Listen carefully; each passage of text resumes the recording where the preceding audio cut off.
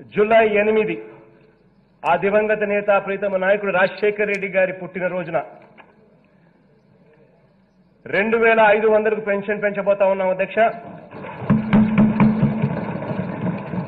ఆ తర్వాత మళ్లీ సంవత్సరం జూలై 8 2022 మళ్లీ ఆ దివంగత నేత ప్రీతమ నాయకుడు రాజశేఖర్ రెడ్డి గారి పుట్టినరోజున 2750కి పెన్షన్ పెంచబోతున్నాం అధ్యక్ష. మళ్లీ జూలై 8 2023 మళ్లీ ఆ దివంగత నేత ప్రీతమ నాయకుడు రాజశేఖర రెడ్డి గారి పుట్టినరోజున పెన్షన్ 3000కు తీసుకొని పోతాం అధ్యక్ష.